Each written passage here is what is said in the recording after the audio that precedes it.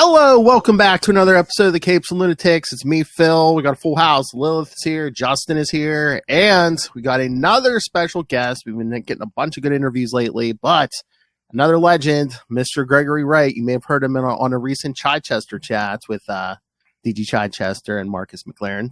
Hello, sir. Hi, how are you? Good. How are you?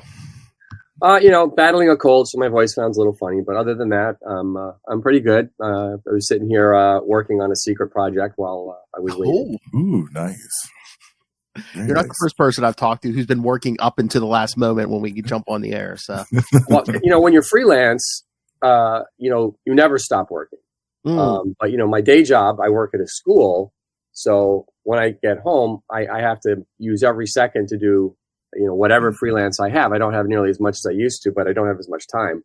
I'm usually behind my computer working on whatever project I have. I wish I could talk about two of them, but I can't. I mean, that seems to be a sign of success in the industry, where you're just like, I got like a project or two, and I can't talk about it right now, but stuff's coming. That seems to be what all the successful people are saying these days.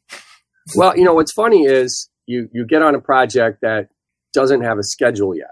So they don't want you talking about some project that everybody's going to be talking about that may not come out for, a year or two, and then miss all of the, the promotion and stuff, where people go, what are these guys doing? Are they just, working off? Sometimes stuff just takes, it just takes longer sometimes. So yeah, that's why, some projects you just kind of wait until you're going to actually finish. Because there's a lot of, I worked on projects that never got finished.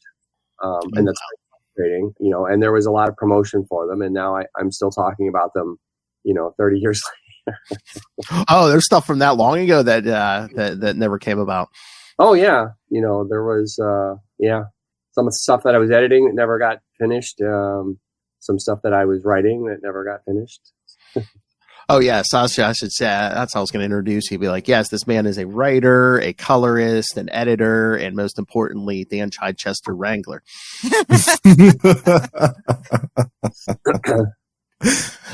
But we were talking right before we went on about, you were saying about how you and Dan have been friends for years, and how like he helped get you your job. The film school friend crew. Oh yes, the film school friend crew. Yeah, Dwayne McDuffie's in that lineup as well. Oh yeah.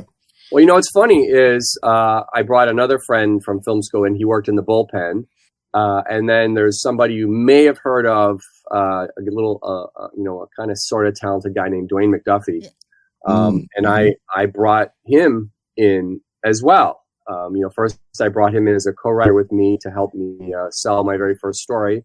And later, when an assistant editor position opened up, I opened the door a crack so he could get in. But, he certainly his way all by himself. But yeah, there was a bunch of us from NYU Film School that came into the industry. Even Brian Polito, he went to film school with us, and Evan Dorkin. We all were at NYU all at the same time. And I did see, because caught my interest because, again, it's one of the greatest figures at Marvel. Me and Justin are huge fans. You worked with Mark Grunwald, correct? Oh yeah. Oh my God, yeah. Mark was a dear friend. Yeah, I wish I'd ever would have had a chance to speak with him. Just the impact his work had on me and everything, and just everybody I've talked to who knew him talks about what a great guy he was, what a great sense of humor he had.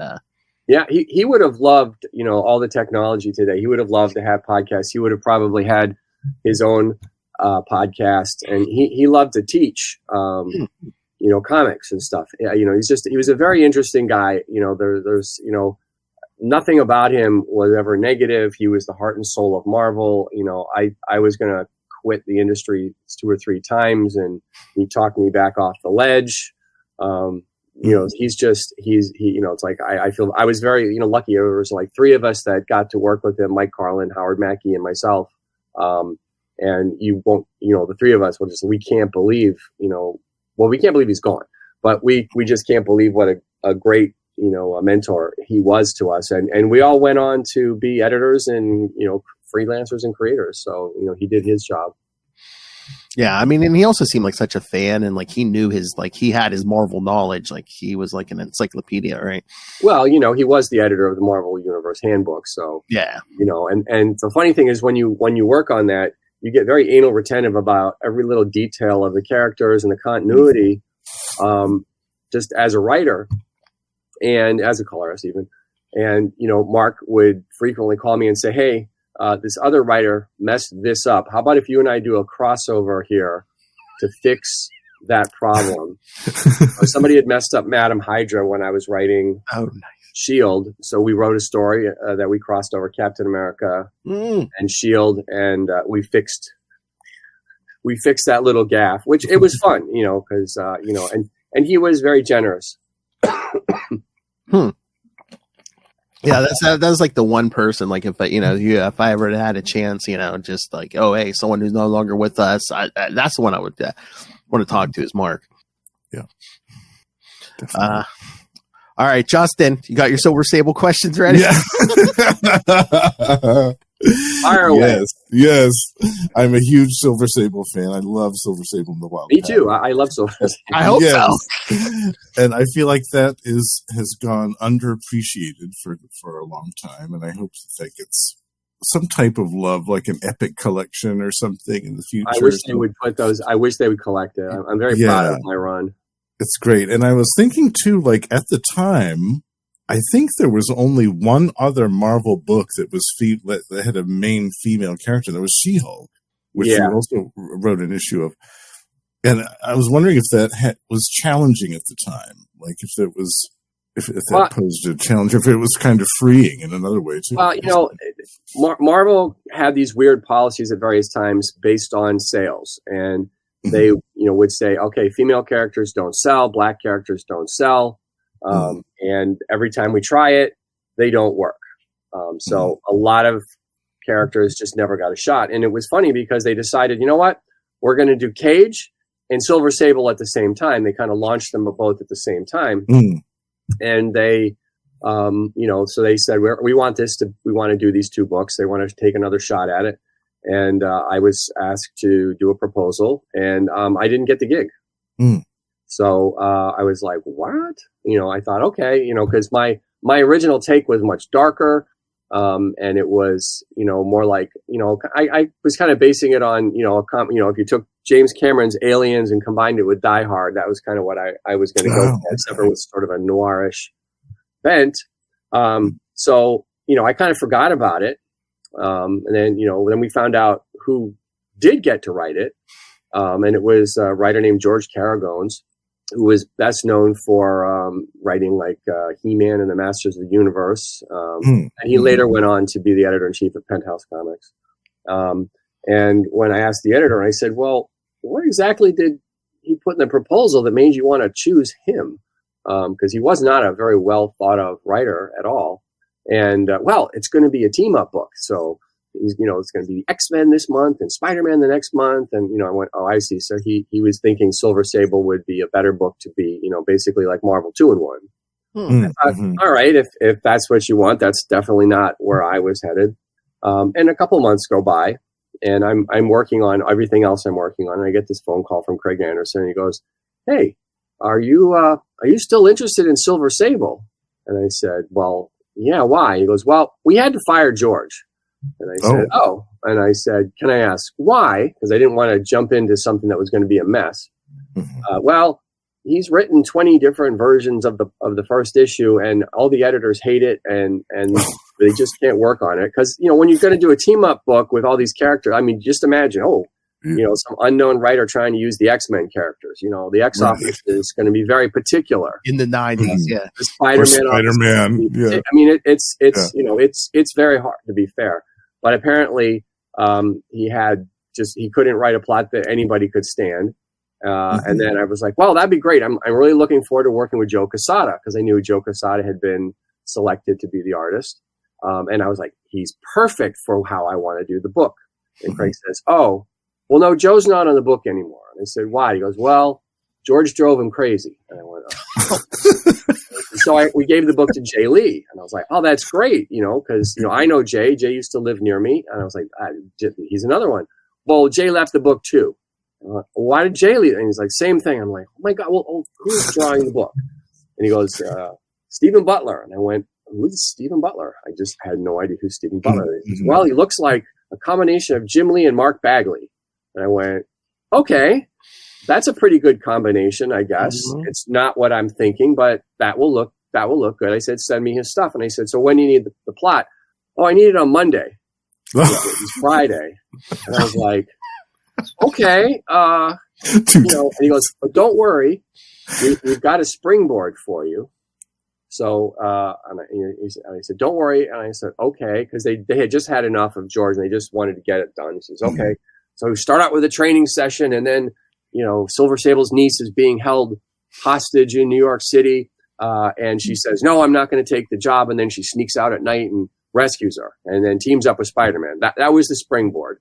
Mm-hmm. And I went, okay, I can make that work. It has nothing to do with anything I was trying to do, except I'm like, okay, the Die Hard thing, I'll do my Die Hard thing with her trying to get in there. And I really didn't want to use Spider-Man, but it's, with Silver Sable, you obviously want Spider-Man in there, especially in the first issue. Right. So, I didn't have any idea what the artwork was going to look like. So I'm writing, I like to know what my artists draw like, because I try to write to their strengths. Mm-hmm. Like there are people who cannot draw, a house or a building or a horse. So you don't write those stories. You write, what they're really good at. And I assume Stephen was probably good at drawing girls, except for, my big direction was this is not going to be a TNA book. I don't want gratuitous Mark Beecham ass shots of Silver Sable. She's already in a tight costume. She's going to look sexy no matter what she's doing. And I said, I want her fully covered. Mm-hmm. None of this other stuff. Mm-hmm. So I then, while so Saturday I'm typing away and then I get this package of Steven stuff and I look at it. I'm like, oh, this stuff is really good. And I thought, gee, it actually does kind of look like, Jim Lee crossed with Mark Bagley because he's, trying to do a lot of the rendering, but it's definitely sort of very Marvel-y and not dark and gritty. And I went, okay, so my dark and gritty stuff probably won't come off quite as well. But he's really good at action. His storytelling is really good. And he's young and hungry. So I, really went to town describing all the new characters that I created because I can't stand it when all the characters have the same fucking body type. Sorry. Oh yeah. No, you are totally welcome to. A lot of artists, they think all the characters look the same. They really don't. Right. Maybe Wally Wood, there was a silhouette sheet that I think he made of all the Marvel characters, and you can see how different they really looked. Because I've seen people draw Daredevil being, like 6'2", weighing about 250 pounds. And no, he's about 6 feet tall. He weighs about 180. Spider-Man is short. The Thing is shorter than Reed Richards. It's this kind of stuff. Right. So I really described all the new Wild Pack characters and the size that they are. And when I got the first pages from Steven, I was astounded because this is the first time somebody had really, really put that effort into making them look very different. And in the first couple issues, they were still wearing those stupid purple and orange costumes. Oh, I hated those costumes. That was, because I said, okay, again, I wanted them to be like the characters in James Cameron's Aliens. And I wanted to change their outfit. That was going to be the next thing. I was like, that'll be part of the storyline. We're going to change the outfits. So Steven had designed new outfits and I had done a nice color design for them to make them, I was trying to keep the book dark and mysterious. But when Joe Rosas colored them, they were blue, red, and yellow, which was not what I wanted. But they did look good. And I gave them a color note, but I don't know, maybe the editor decided, I don't want these, because I wanted them to be like gray and black. And, I'm thinking, in terms of if you were making a movie, like if you look at the Marvel movies, they alter the costumes so that they just don't look stupid. Because, Captain America is the only costume that, I thought, oh man, that's going to look so terrible when they do the big screen. And then the movie came out and I was like, oh, I can't believe they pulled this movie off, but they did alter his costume later.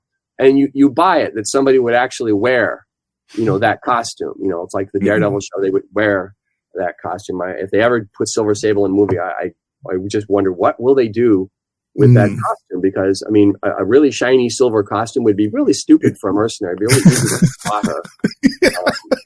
So I'm not sure what they would do. And I'm not sure it was supposed to be like silver, like the Silver Surfer. Maybe it was more supposed to be kind of like, If in the Black Widow movie, Yelena, whatever her name is, she had that white widow costume, and I thought that's kind of how I think it would work really well for Silver Sable, because you can go, okay, or maybe if it had some little button you'd push and then it was like camouflage. Yeah, or like a mirror. Yeah, so it was funny. I wasn't the first guy, so it took me a couple of issues to get the book on track to where I was going to do the stories that I wanted to do. But and Mark Grunwald again, he graciously gave me Battlestar. He wasn't that was great. And I have Battlestar. This is what I want to do. And he goes, "That's great. Take him." And the funny thing is, you bring up Mark Grunwald. He would tell me every month when we got our giant bundle of Marvel comics, he said, "That's the first book I read." And I was like, "Oh, nice! You're kidding me!" And he goes, "Yeah." I said, I really like what you're doing." I was like, "Wow!" Having your boss, your mentor, one of your best buddies at Marvel's tell you that's the book they read first. That's a big compliment. Yeah, that's huge. And Tom DeFalco, he would read that one first, mostly because he created the character. Right. He always let me. I gave her whole backstory. I used everything that Tom had done and Peter David had done and David Michelinie had done, and kind of wove it into a proper origin history of the character. And there was never a moment when Tom stepped in and said, "Hey, what are you doing there? That's not what we made." He would always say, "You're doing a better job than me." And that's a huge compliment, because I love Tom DeFalco. He was a great boss. But I loved his writing on Spider-Man. I loved when he did Silver Sable.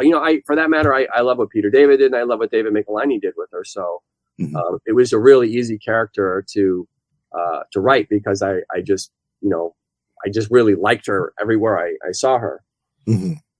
I was pleasantly surprised when the book came out, but I was also surprised. I mean, it's early 90s. I'm like, why did they do a Silver Sable solo? Did they tell you? Because early 90s, I always expected, it'd be one of the X-Men who would get their own solo book first, like Storm or somebody. Well, because comics were selling really, really well, so it was a good time to try some different kind of characters. I think Terror Inc. Dan's book came out at the same time. They just wanted to see what, because everybody was like into the Punisher, it's like, what were there, 12 Punisher books at one point? Right. I love the Punisher, but, that's too much. And I think I colored all of them. So, so this was like a different take to have a female lead character. But kind of going back, I you would ask me, or with a female character, for me, it wasn't. I thought I loved the challenge of it. I had to, put myself into a very different mindset to write her, because I didn't want her to come off as a one-dimensional bitch. So I talked to a lot of women and asked them how they would react to this and how they would react to that. And it was really, really helpful, because that's what you do as a writer. It doesn't matter what your race, your gender is. You write a character, but you do need to do some work in research. And I generally got a pretty good vibe from the women who bothered to read the book, but women tend to not. They were like, "Well, we don't care about the book because we don't need to read a book that's just got one of us in the lead." They like Conan. I did a and they had no interest in Silver Sable. Well, you're writing that book for boys. And I went, "I am?" And they're like, "Yeah, we want to read Conan," and they wanted to read like the stuff that Alan Moore was doing. And I went, wow. And what does Marvel think you want? Well, Marvel thinks you want Barbie. And they went, no. No more romance comics. Well, a good romance comic, like something like Love and Rockets or something, right, would be great. But Marvel, again, most of us at Marvel were a bunch of guys. And, we did have some, women editors, but, they didn't know, we're all adults. We don't know what younger women are reading or whatever. And it's like, you really you need to get out and actually talk to the fans and see what they like. And Silver Sable was not as popular with women. I thought, the girls will love to read this. No, not really. Same with She-Hulk. It wasn't a lot of women reading those books. It was, boys, and again, they're like, we want some wanking material. And I'm like, I'm not going to do that. Until we did that, Love and Money crossover with the penis god, Yes. Oh, yes, We yes. love At that a point, we went, self-aware okay, and I told Stephen, okay, here, you can go ahead and be over-sexual with her. But, Stephen wasn't one of those guys that just, he wasn't a gratuitous artist. But he did enjoy drawing the, on-page orgasm. And Tom DeFalco never said a word about it, so. Back to the penis trenches. Penis guy. Back to the penis trenches. Yeah. We all survived it. It's still not a bad story. No. Bizarre that I look at that and go, wow, it's just, I can't believe we did that. There were so many other things we could have done. No, I told you. I just assumed that, I read that story. I was like, oh, this is Dan. Dan came up with this idea. It was more Dan than us, but it really, the three of us were working with Clive Barker. So yes. Oh, they're right. Yeah. Psychosexual stuff that he did that we were kind of into at that particular time. And, again, sometimes you're trying to get away with as much as you can, with Silver Sable. I had a fucking racist character. I had a sadomasochist lunatic. I had a lesbian assassin who carved off body parts and wore them on her neck. It was months before people realized her necklace was fingers and yes, yeah, I didn't realize that at first. Why does she have those? And I said she takes I said if you had read the book, Silver Sable at one point tells her while she's about to cut somebody's finger off, no souvenirs. And that was the thing, I wanted to take some risk with it, and nobody, I don't know if they didn't notice, but I wanted to do. I wanted to write characters that I thought were interesting, because so many times the background characters, who cares? Yeah, that's what I loved about it, because maybe I had a little too much fun with the background character. Well, in a team book, usually they play it safe, and they pick characters that are pretty easily digestible or pretty standard or straightforward. But that's what I loved about this book, was that there was a lot of different dynamics going on behind the scenes. It was nice. Well, there was something for everybody. Yeah, definitely. Although I don't know how many sadomasochists were reading the book. Well, again, you got to remember the time too. This is when they're introducing Carnage, like you said, Frank. Right. Like 20. Well, that was the whole thing, because I had wanted Crippler to be a series, and they turned that down real fast. Oh. So when we were doing, actually, get back to Dan Chichester again. We did. I wrote the Daredevil annual. He wrote the Captain America annual annual, and we co-wrote the Punisher annual. Was it the Punisher? I think it was the Punisher annual. And we had to create these new characters for it. So we created these three villains, and I introduced Crippler in the Daredevil annual. And it's funny because Butch Geist gets the co-creator credit, but he literally drew him in one panel standing there. So he created a haircut. In the annual, Ron Garney actually drew that annual, and Ron really brought that character to life in the exact. I couldn't have, if I could draw, I couldn't have done it better. He just drew it so beautifully. I was like, this is my dream. Love Ron Garney. So I kind of think Ron Garney should really be the co-creator of that character. But Butch created a nice haircut, and but this is how things. If you hear creative, whoever wrote and drew the characters first, they get this co-creator status, which doesn't necessarily mean it's a 50-50 split. There's a lot of characters that Rob Liefeld, pretty much every character that popped up in X-Force, Rob created those characters, but because he had somebody scripting, they got a co-creator credit. Right. And in some cases, they deserved a little more. They deserved some co-creator credit. In other cases, not so much. But it's just the way it goes, and people love to argue about it.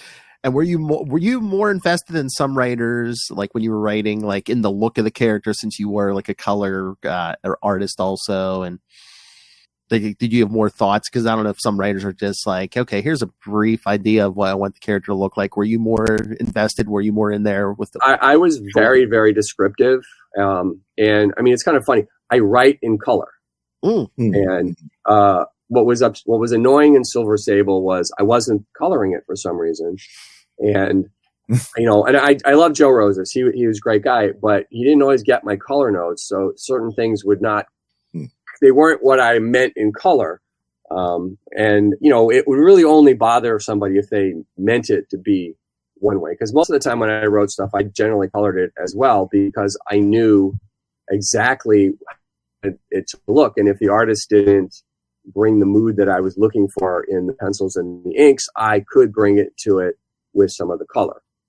So yeah, it's funny. I'm very visual. So, I was writing full script, even though we weren't really supposed to, because this is because of Dennis Cowan.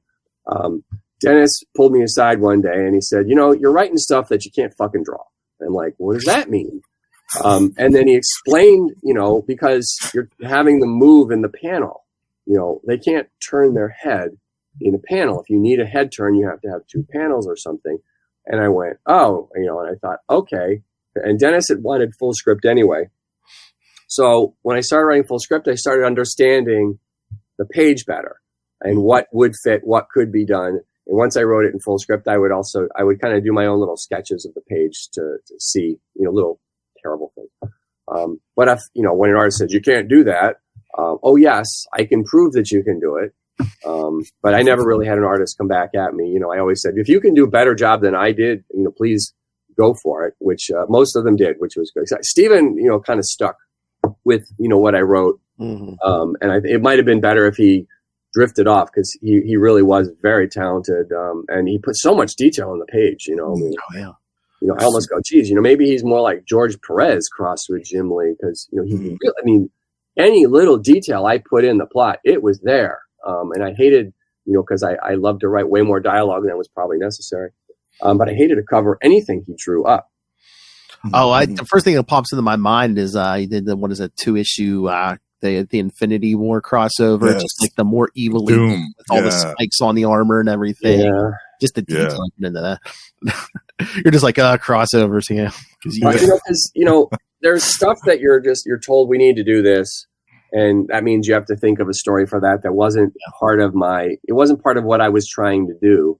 Mm-hmm. And we got interrupted on that when I was doing Morbius the entire time. Oh yeah. And it gets frustrating. I mean, sometimes it's fun, and but I generally have, here's the storyline I want to do, and when it gets interrupted, it pisses me off. But you have to make the best of it and try to do a story that you want to have fun with. You want the readers to have fun with. You don't want to go, see, this is a shit story. The readers didn't like it. No, then your book gets canceled. So I always try to make it fun. And that the thing with Stephen was, it was always fun. Whenever pages came in, it was great. I was like, wow, these are so cool. Oh, I love this. I love this little bit you added. Because I gave him so much information about what these characters were like. He really, he got into the characters as much. So, and pencilers, there have to be actors, so he's got to, how does this character move? How does this character sit? What expression would this character have on their face? Because, I don't always put every little detail. And he was really, really good at that. Lilith, you've been quiet. Make me nervous when you're quiet. No, we're good. Got a question? No, we're good. I'm just Okay. Speaking of female characters, Justin. I also had some Morbius questions, because you just mentioned the crossovers. There was, during that Siege of Darkness crossover, when they kind of made Morbius evil again briefly, was that a decision from up on high that, like you were mentioning, that kind of derailed your plans, or had that kind of been in the making for a bit? Okay, so we got this directive. Basically, I got put on the book because the artist and the editor were not happy with what Len Kaminsky was doing. They didn't quite understand his take. So I got hired to write really mean, nasty stories for Ron Wagner, who's a really good buddy of mine. Oh yeah, I love Ron Wagner too. Yeah, as we started doing that, and then all of a sudden, we got this directive from above. Does Morbius have to bite people and kill them and suck their blood? What? And I was like, yeah, that's the character. He's basically a scientist who fucked himself up and turned himself into like this weird vampire that he has to. Well, can he be more like the X-Men?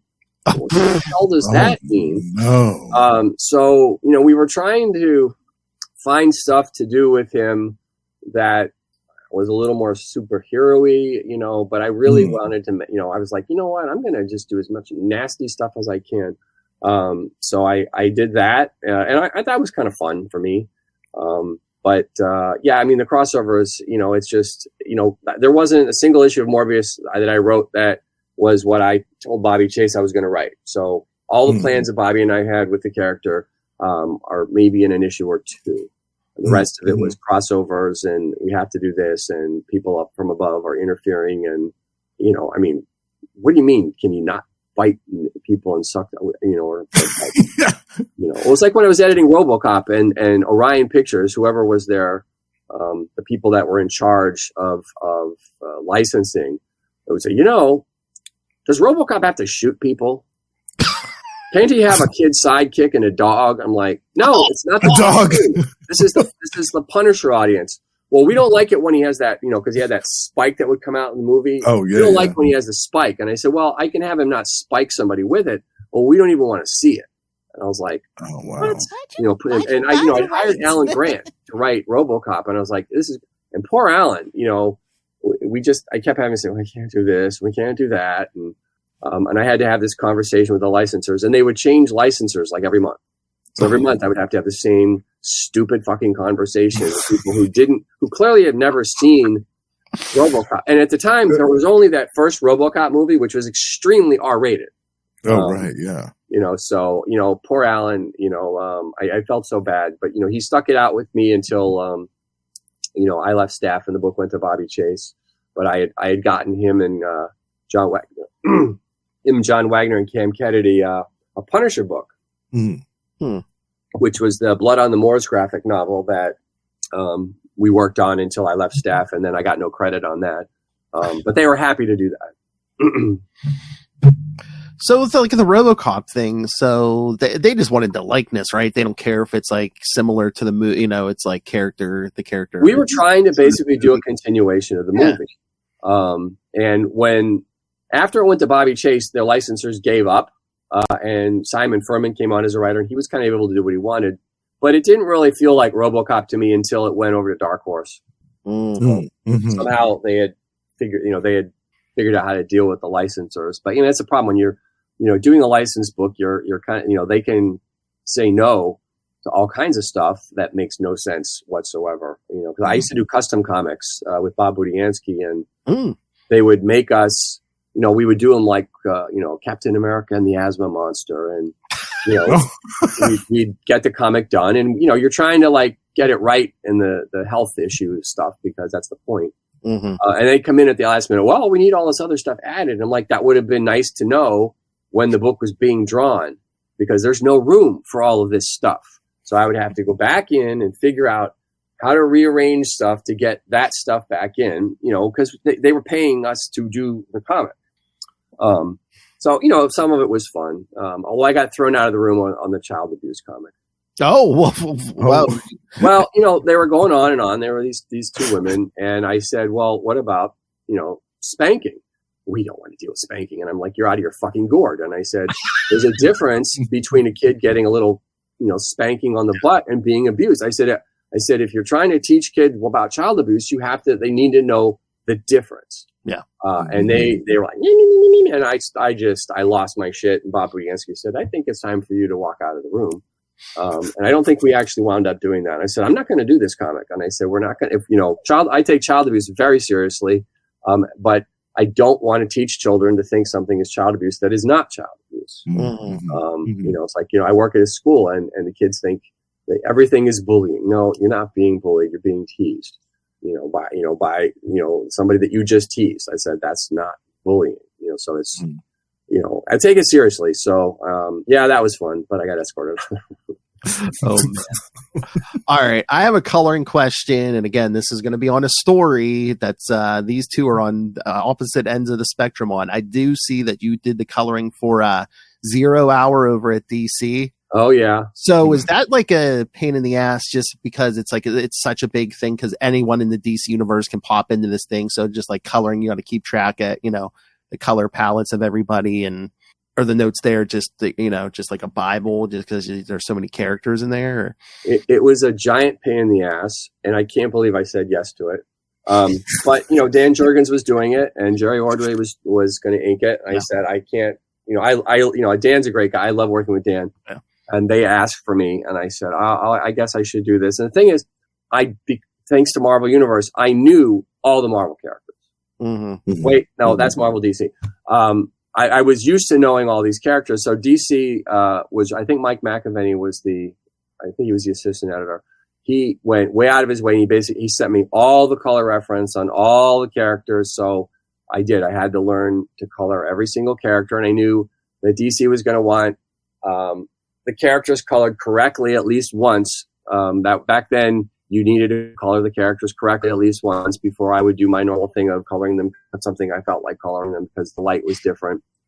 So yeah, that was a difficult job to do because there were so many characters, there's so many colors, trying to keep them separated, trying to do the kind of cool color I wanted to do, and also tell the story with the color. And, of course, Jurgens was like, well, we're going to invent this character that's a fucking rainbow. And this is before computer separation, so you didn't know what was going to happen.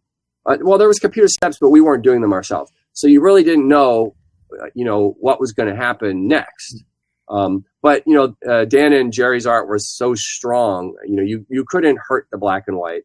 And I found places where I could use, some monochromatic stuff effectively. So it was a lot of fun.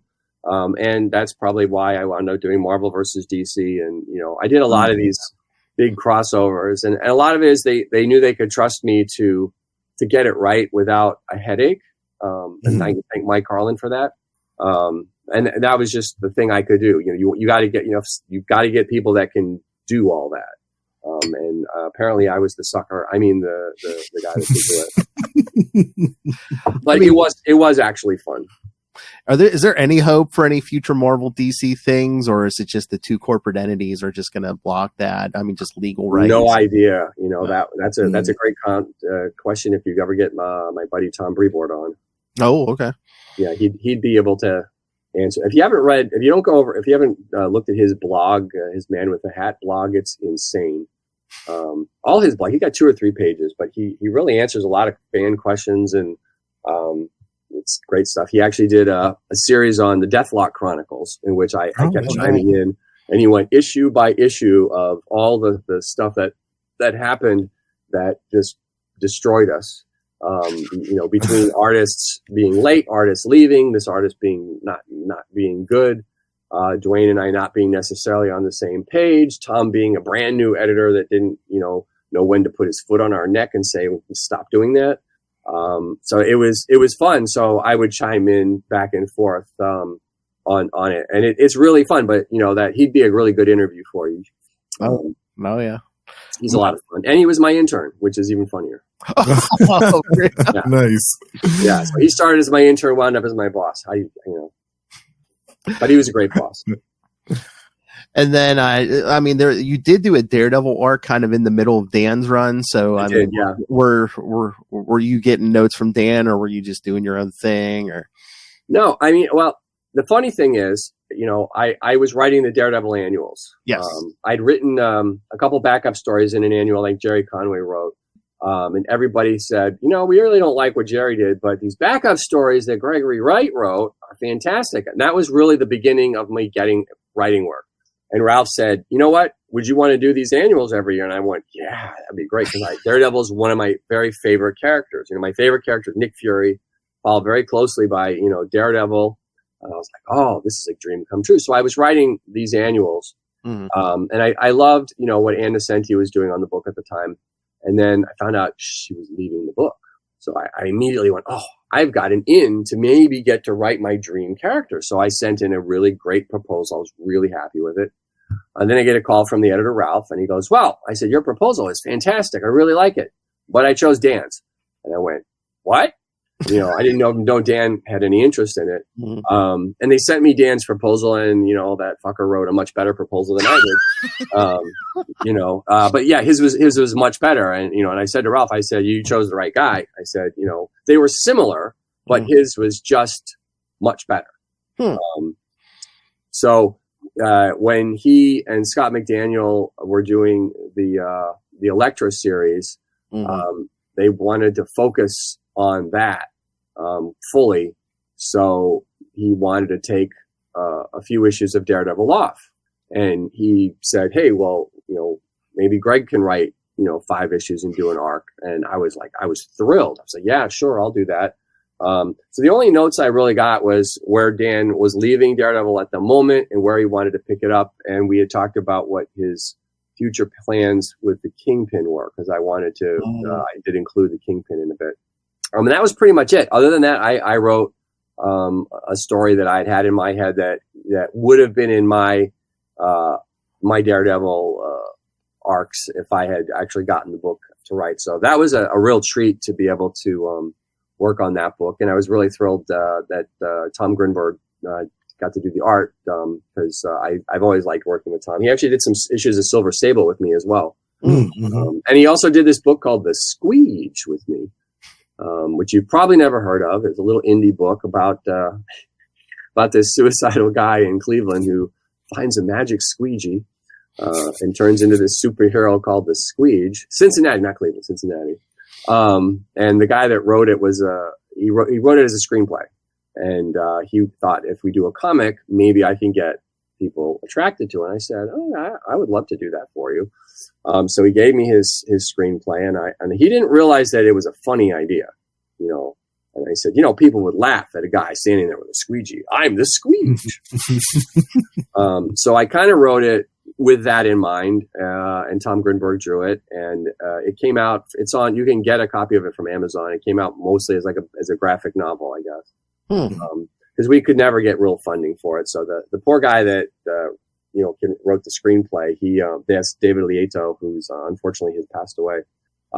He basically paid us to do a vanity project for him, which never ever made him a dime. Which I'm sad, but it was fun. Again, it was fun to work with Tom on that, and I actually wound up editing that, lettering that, and packaging.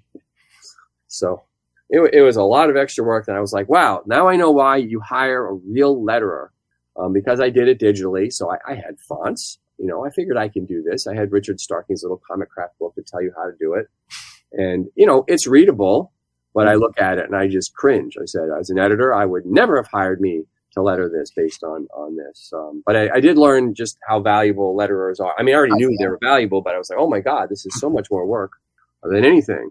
Oh, that's what I've said. It's like letterers. They're the people where it's like they're so intrinsic to the work, but it's like a lot of times they don't get noticed unless something goes wrong. Like if they're doing their job, which they are 99% of the time, it's like they don't get the credit they deserve. Oh yeah, well, both Howard Chaykin and Walt Simonson, they'll scream and holler about the lettering is an intrinsic part of my art. Mm-hmm. And if you look at the work that Ken Bruzenek does with Howard Chaykin, and you look at the work John Workman has done with Walt, I mean, it really is. I mean, you look at the lettering and you go, oh, Chaykin. Chaykin has nothing to do with the lettering, but it's exactly what it says. And they'll both tell you how much they learned from their lettering on how to, compose a page properly with dialogue and sound effects in mind. And I learned that I really wasn't very good at that, in my opinion. But, it gave me a much deeper appreciation, when you actually do something. You go, oh, this is not as simple as it looks. It's like, coloring a comic, they used to color comics where they would color the characters the same color in every panel, and then they would throw whatever background would make them pop. So you have these pages with weird pink buildings and green skies that don't look great, but you don't notice it because you're just reading the comic. And when I started coloring, I said, I really hate that. I came from film school where, lighting was very important. And I said, I'm going to do that. And at first I had heard, why didn't you make the Hulk this grayish green?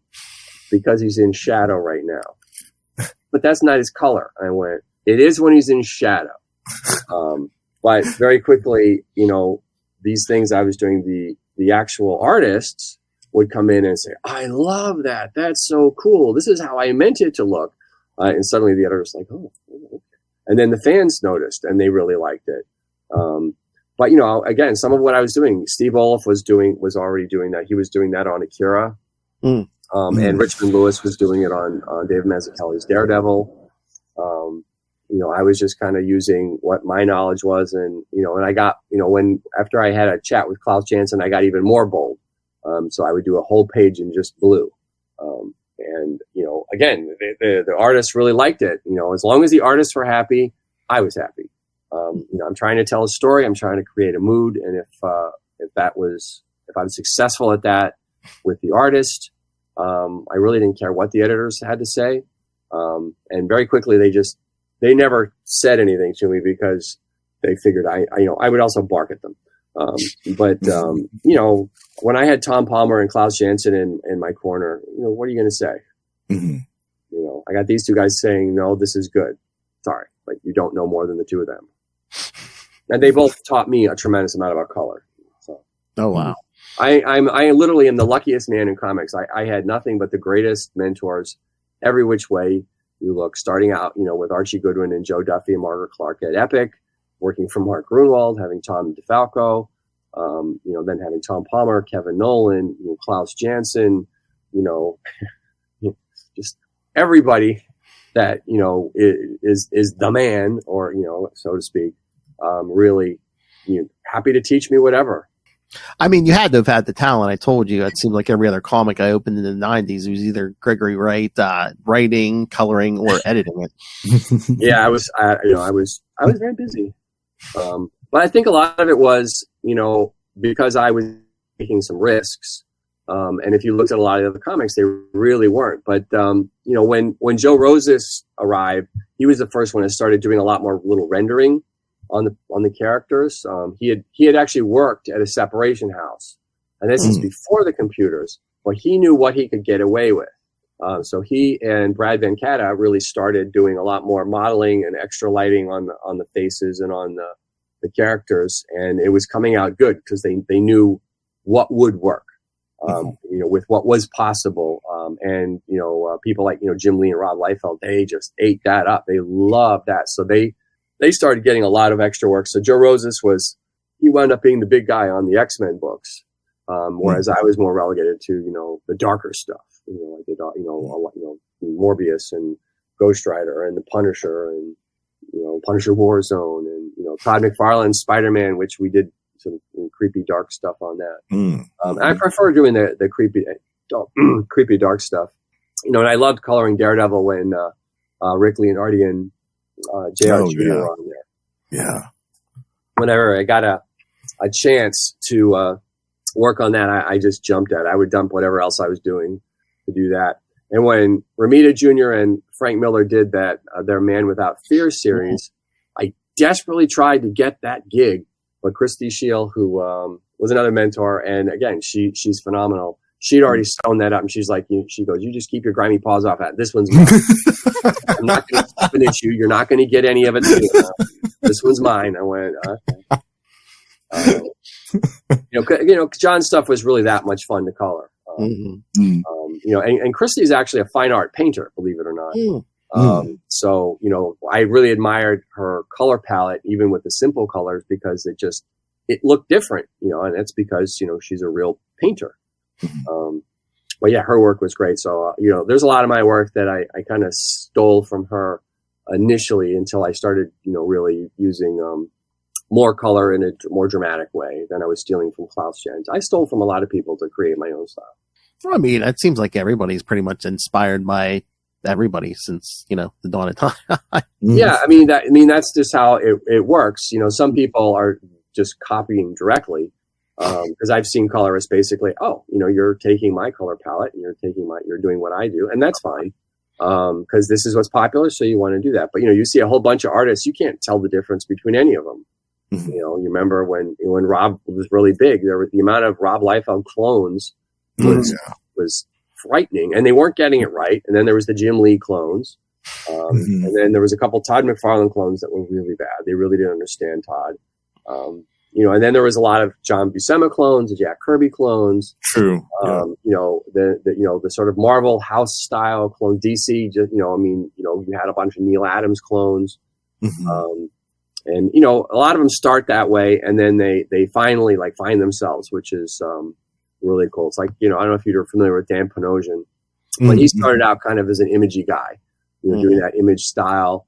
And the work he's doing now is just breathtaking and brilliant. It's like if you took John Buscema and Jack Davis and Mort Drucker and combine them together with heavy drama. It's just gorgeous. It's some of the nicest stuff out there, and he's penciling, inking it, and coloring it. And everything you see, and and you'll have the top guys going, "Wow, this is the stuff." So he did. He posted a picture of like some Thor that he drew. That you look at it now and you kind of snicker. It's very 90s looking, with the hair and all the what the hell is this rendering going on? And you see how far he came. Because people don't always, you start out with what you're gonna get hired to do. And at some point you go, I want to move into being myself. And most of those guys that were clones of somebody else have done a tremendous job finding themselves. Not necessarily are they working on Marvel or DC books because now they want brand new people, which is why some of us just don't get to work for them very much anymore. It's sad. They shove us to the side. So that's is that an ongoing thing? They're looking for new talent. And again, I say the talent pool is so much. I guess with technology now, the talent pool is so much bigger because someone on the other side of the world can. It's always been that way. When I became an editor, I was looking for new people to work with. There was some older folks that I wasn't interested in. I mean, it's just always that way. When you get new editors in, they want to work. They want to discover new people. They want new talent. The readers change. There's a bunch of people, some of us have been reading comics and we were 10, we all want this one thing and we go, I don't like that new guy, and we don't even give him a chance. When McFarlane first came out, a lot of the people that were big John Buscema, John Muir, what's he doing there? And then little by little, they went, well, this stuff's really pretty exciting. And, he really is doing some really cool stuff. And then suddenly you see some of these artists drawing like Todd. And you're like, oh, now you're going to put that in your work. I see. So it was funny to watch, because I was a new guy, so I liked all the new stuff. So it was funny to watch some of the older guys grump around about the new guys. And it's like, well, this is what the readers like. And I said, so you can adapt or not. Herb Trimpe kind of famously adapted his style into kind of a Rob Liefeld style, and people didn't really like it, but it got him work. And then, people think, oh, well, Marvel made him draw that way. No, Herb loved Rob's stuff. He said, Rob's really got something going. I'm going to try some of that. So he did that all by himself. He decided he wanted to do that. Because Rob was upset that they had made him draw like that and that had hurt him. And he talked to Herb and, said, oh no, Rob, I like your stuff. I wanted to do this, and I love that story because, Marvel did tell people, draw more like Rob, draw more like Jim Lee. And I would have artists call me, what does that mean? I'm like, I don't know, because, I'm some of it is, put some more black on the page, maybe, more of this rendering. I don't know what they mean, because I literally got told they would give me, an issue of Spider-Man would come up with some other artist that it wasn't very good. And they said, can you make it look like Jim Lee with the color? No, I can't. It will never look like Jim Lee, no matter what I do, because he didn't draw it. It's like, what are you talking about? And even today, you can't make, with all the digital stuff, I can't take somebody else's work and make it look like another artist. It won't, it's like, and again, it's, some of the editors never seem to know anything about color, which, color or lettering. I don't know why. They just, I was lucky because I was friendly with the bullpen. I was friendly with so many creators. And I think coming out of Epic took every single part of the comic very seriously. I knew more, and I appreciated more, but, it was always baffling to me that they just didn't understand, like it didn't matter to a lot of editors what letterer lettered the book. It mattered to the artists, but the artists didn't get to speak up. Cause when we worked at Marvel, we decided who was on the book and fuck you. That was basically how it worked, and we expected, that you should be grateful that we actually gave you a job, and that really didn't change until like the Image guys came along, and dared to say, well, I'd really like to have this letter, or I'd really like to have this person, and the idea that they might quit if they didn't get what they wanted. Suddenly, the editors were a little more open to, trying stuff. And, a lot of times, the suggestions the artists had were much better than what, we thought, because I remember well, can't you get Al Williamson to ink this? Well, I can't because he's busy on this. Here are the choices that I can get. Who would you like? And that usually worked for me. But I did. I talked to my artist. I said, okay, who would you like? If I can get them, that'd be great. But, because I really didn't want to put, somebody that they didn't want on top of their work. They're just going to be unhappy. So, yeah. But, yeah, we could just do whatever we wanted. If I didn't like a panel, I could just have it redrawn in the bullpen.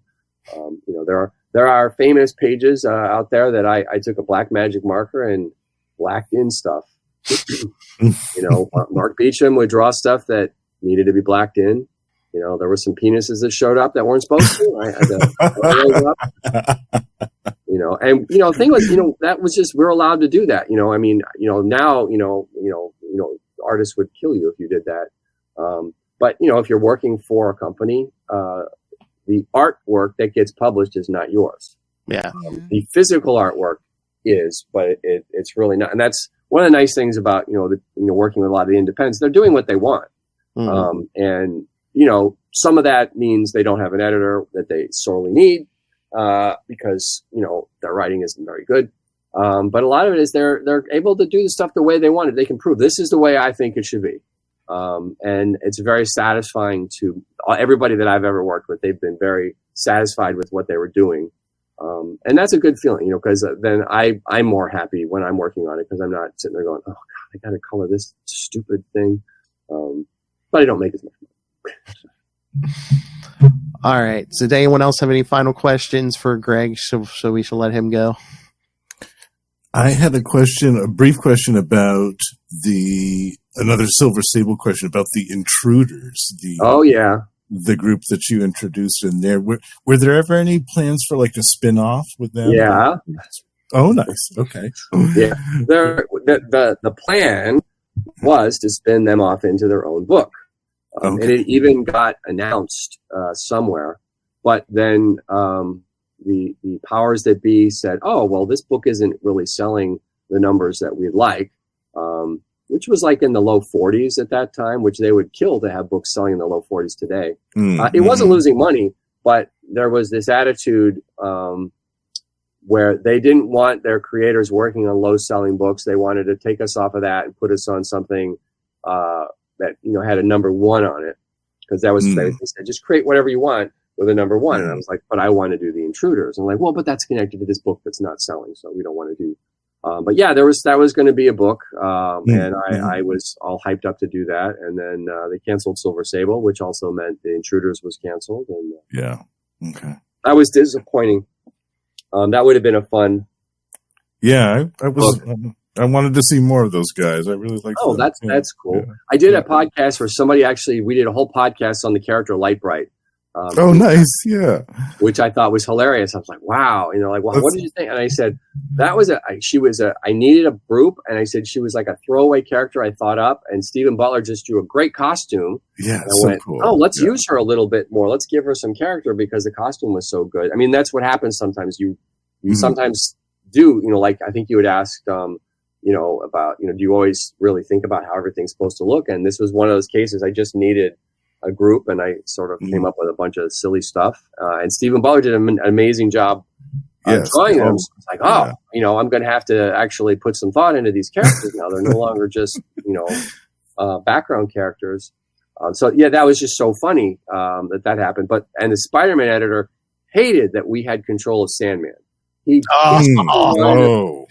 make Sandman a villain again, and then they did this story that he got mind washed or some goofy thing. Oh yeah, I remember that. Yeah, and I wrote in a Spider-Man annual for Ralph Macchio the last time the Silver Sable and Sandman would meet, because they said they never wrote that story. That story was never there. It's like, he just wandered away from Silver Sable? I said, she's not going to let him just go. So I wrote a story in an annual that it wasn't the story. I would have preferred it go a different way, but you had to kind of fit it with the continuity that they did, which was stupid. But I felt better about having, that part of the story between her and, Sable and Sandman. But yeah, the Spider-Man art, he just hated that. And he hated whenever I was using any of the characters from Spider-Man. And You know, I kept wanting to use Hammerhead. I don't like Hammerhead. Don't ever use him. I did finally get to use him. Because I always thought he's Edward G. Robertson. Yeah, see? Yeah. Well, you know, if you find the Silver Sable episode with him in it, read it with his voice, and you'll go, aha, that's because I wrote it to sound like Edward G. Robinson. Because I thought that's what he was. He was like, you know, it's like bad guy. Well, when I finally got to write it, I was happy. I don't remember how I got to do that. Because he was supposed to be in the Power of Terror that I wrote for the Spider-Man editor, which was a Deathlock Spider-Man crossover that they made me shove the Punisher and Daredevil into. But I wanted to use him in it originally, and no, you can't. I hate that character. Okay. You know. He's too over the top. The character's over the top. What do you want? Well, you know, comics should be fun. Yeah. You know, I love over the top, silly, goofy, you know, characters. You know, I mean, it's like I think, you know, when Speedball came out, it was so stupid, and then Fabian Mark Bagley took him into the New Warriors and made him awesome. That is what I want to do with every character that everybody ever thought was lame. I want to do something like Fabian and Mark Bagley did and make them cool, make them fun. Because, you know, again, comics, they're supposed to be fun. Yeah. You know, and that's what I tried to do was I had fun, even when I was complaining. Nice. Any final thoughts, Lilith? Nope, we're good. You know what? You know where I'm going, Lilith. I'm glad you're a big fan of Daredevil, Greg, because when Born Again comes out, Lilith and I are going to cover it episode by episode. Oh, cool. We're looking for guests for each episode, so if you want to guest on one of the episodes, I'll be happy to. I'm dying to see what they do with that. I loved the original Daredevils that they did on Netflix. You know, I was like, wow, this is. You know, I loved, you know, what they did with the Punisher. I liked what they did with Elektra because as much as I like Jennifer Garner, I hated her as Elektra, except for in Deadpool Wolverine. I thought she was fun. She was, you know, that was full of them. That's a fun movie. If you didn't see that one, I just sat there grinning the whole time. I'm like, this is all the fan stuff you ever wanted. I mean, you got every bit of every Wolverine thing you ever wanted to see. You know, and you got to see Wolverine acting like the Wolverine you always wanted to see, you know, because a lot of times in the comics, they just couldn't let him go that far because we weren't allowed to show blood. And we weren't allowed to show, you know, stuff going through people. We weren't really allowed to cut people's heads off. But, you know, I did some of that in Morbius, you know, and, you know, they didn't yell at me, but they just wanted him not to suck blood. Yeah, I'd love it. I can't wait to see what they do with that. It's Yeah, Lilith has a point. At least they didn't go make you do the Spider-Man animated series from the 90s where he had those suckers on his hands, which were more scarier. You know, it's so funny that the people that do some of the other stuff have not read the comics, so they have these weird ideas of how stuff is. Because they were doing video games, so I consulted on a bunch of video games with, you know, like the Wild Pack characters, and then there was a bunch of characters that I didn't even remember creating that they were going to use in a video game, and I had to like make up the histories for them. And like, if you read the comic, you might understand it, you know. And then there's like an episode of Spider-Man, one of the old animated series that had Silver Sable and the Wild Pack on it.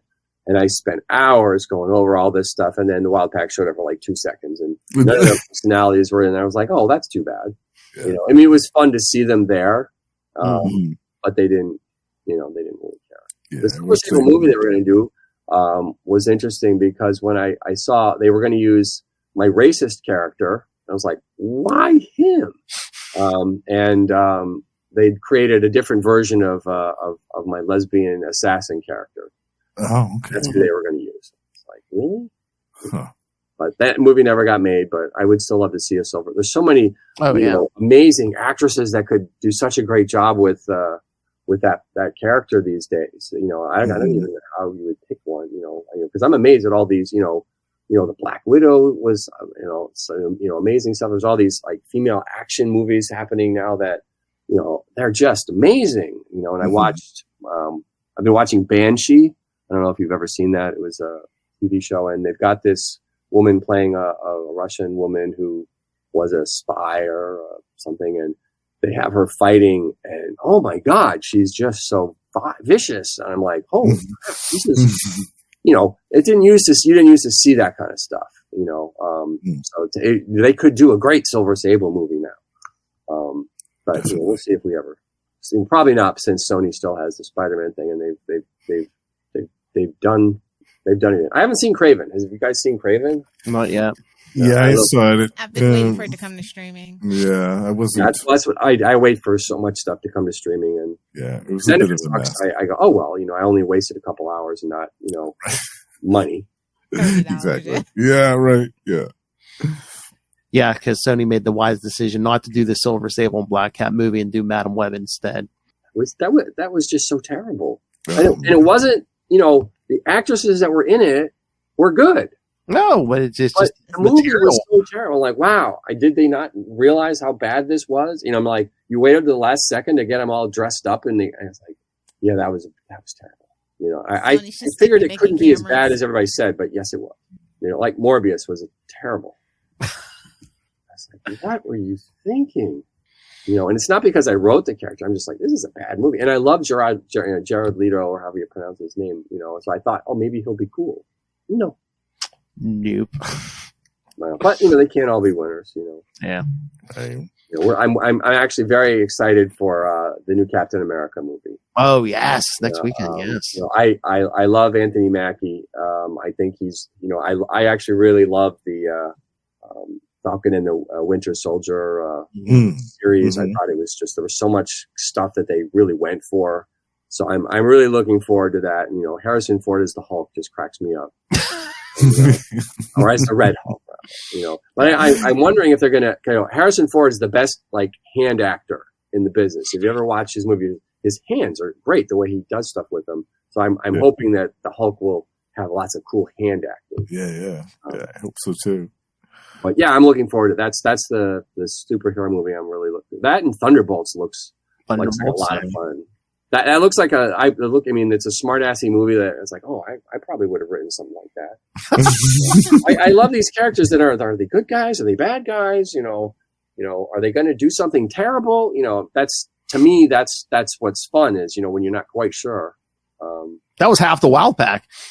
Well, that was the entire Wild Pack, but her Silver Sable's entire point was she was taking the people that were, finished and trying to give them a second chance to kind of redeem them.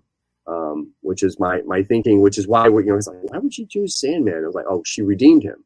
And that was kind of a little thing I was trying to do in the background to, redeem them. It's like, because my racist character was getting less and less racist because, he had to work with Battlestar, who saved his life numerous times. Mm-hmm. But that was a kind of fun thing, was to, I wanted to keep characters that would react to each other, in a volatile manner because, again, aliens, when you look at the Marines and aliens, oh, right. It was just fun to watch them. Even the littlest parts, it all worked, beautifully. You probably might find some stolen dialogue from aliens somewhere. And so we won't tell. Possible. I really tried. I hope I didn't use Game Over, man. Game Over, because man, when that Bill Paxton was he was so great in that movie. Oh, I love that. Yeah, he was great. So I was very influenced by a lot of that. So there's dialogue that may have been confiscated from other places. All right. So, thank you, sir, for your time. This has been a great conversation. Yes, I love talking about Silver Sable. We will definitely be in contact about being on an episode for Daredevil Born Again. But I know you said there's projects you can't talk about yet, but is there anything you're working on right now that you can talk about that you want to promote? The one I can talk about, because it's still in Kickstarter, is I'm working on Graham Nolan's Escape from Monster Island. It's the third part of his Monster Island trilogy. It's another one of those. It's a really fun comic, a lot of big goofy monsters, and it's a lot of fun. So I'm working on that right now. That's not what's on my board at the moment, right? but I'm working on that. But I can tell you, I'm working with Ron Wagner and Larry Hama on a project. Nice. Not really Larry Hama. He finished his part years ago.